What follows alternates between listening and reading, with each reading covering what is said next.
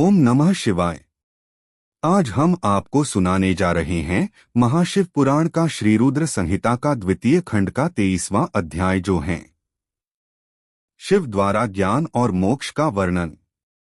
ब्रह्मा जी बोले, हे महर्षि नारद, भगवान शिव और सती के हिमालय से वापस आने के पश्चात वे पुनः पहले की तरह कैलाश पर्वत पर अपना निवास करने लगे। एक दिन देवी सती ने भगवान शिव को भक्तिभाव से नमस्कार किया और कहने लगी, हे देवाधिदेव महादेव, कल्याण सागर, आप सभी की रक्षा करते हैं। हे भगवन, मुझ पर भी अपनी कृपा दृष्टि कीजिए। प्रभु, आप परम पुरुष और सबके स्वामी हैं। आप रजोगुण, तमोगुण और सत्वगुण से दूर हैं। आपको पति रूप में पाकर मेरा जन्म सफल हो गया। हे करुणा निधान, आपने मुझे हर प्रकार का सुख दिया है तथा मेरी हर इच्छा को पूरा किया है, परंतु अब मेरा मन तत्वों की खोज करता है।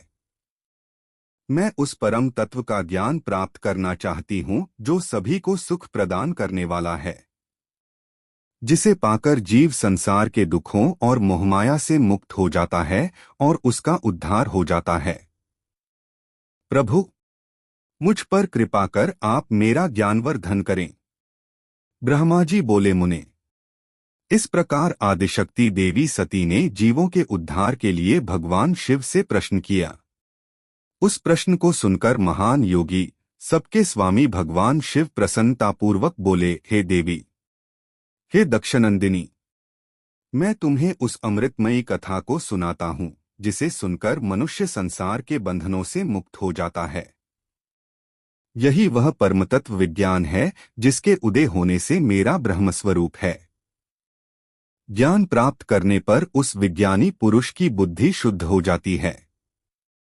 उस विज्ञान की माता मेरी भक्ति है। यह भोग और मोक्ष रूप को प्रदान करती है। भक्ति और ज्ञान सदा सुख प्रदान करता है।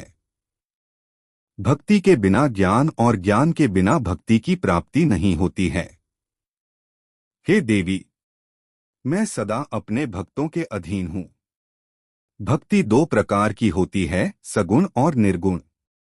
शास्त्रों से प्रेरित और हृदय के सहज प्रेम से प्रेरित भक्ति श्रेष्ठ होती है, परंतु किसी वस्तु की कामना स्वरूप की गई भक्ति निम्न कोटि की होती है। हे प्रिय, मुनियों ने सगुणा और निर्गुणा नामक दोनों भक्तियों के 9 भेद बताए हैं। श्रवण, कीर्तन, स्मरण, सेवन, दास्य, अर्चन, वंदन, सख्य और आत्मसमर्पण ही भक्ति के अंग माने जाते हैं। जो एक स्थान पर स्थिरतापूर्वक बैठकर तनमन को एकाग्रचित्त करके मेरी कथा और कीर्तन को प्रतिदिन सुनता है, इसे श्रवण कहा जाता है। जो अपने हृदय में मेरे दिव्य जन्म कर्मों का चिंतन करता है और उसका अपनी वाणी से उच्चारण करता है, इसे भजन रूप में गाना ही कीर्तन कहा जाता है।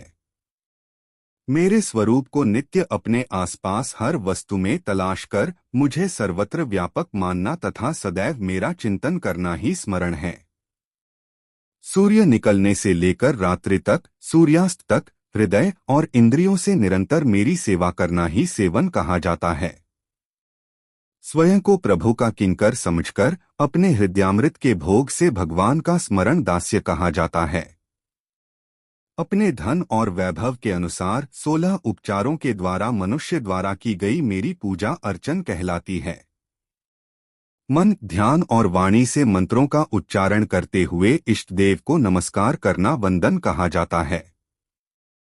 ईश्वर द्वारा किए गए फैसले को अपना हित समझकर उसे सदैव मंगल मानना ही सख्य है। मनुष्य के पास जो भी वस्तु है वह भगवान की प्रसन्नता के लिए उनके चरणों में अर्पण कर उन्हें समर्पित कर देना ही आत्मसमर्पण कहलाता है।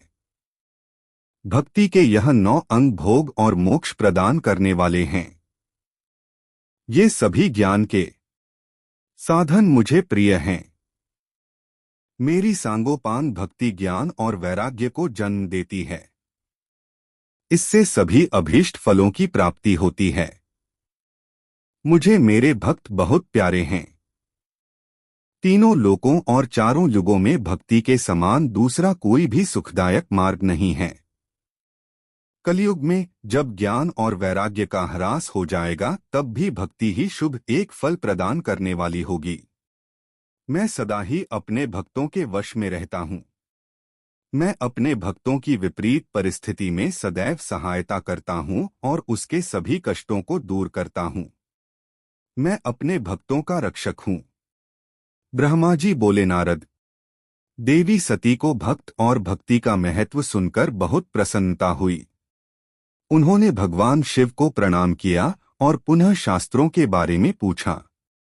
वे यह जानना चाहती थीं कि सभी जीवों का उद्धार करने वाला, उन्हें सुख प्रदान करने वाला सभी साधनों का प्रतिपादक शास्त्र कौन सा है। वे ऐसे शास्त्र का माहात्म्य सुनना चाहती थीं। सती का प्रश्न सुनकर शिवजी ने प्रसन्नतापूर्वक सब शास्त्रों के विषय में देवी सती को बताया। महेश्वर ने 5 अंगों सहित तंत्रशास्त्र, यंत्रशास्त्र तथा सभी देवेश्वरों की महिमा का वर्णन किया। उन्होंने इतिहास की कथा भी सुनाई। पुत्र और स्त्री के धर्म की महिमा भी बताई। मनुष्यों को सुख प्रदान करने वाले वैद्यक शास्त्र तथा ज्योतिष शास्त्र का भी वर्णन किया। भगवान शिव ने भक्तों का महात्म्य और राजधर्म भी बताया। इसी प्रकार भगवान शिव ने सती को उनके पूछे सभी प्रश्नों का उत्तर देते हुए सभी कथाएं सुनाई।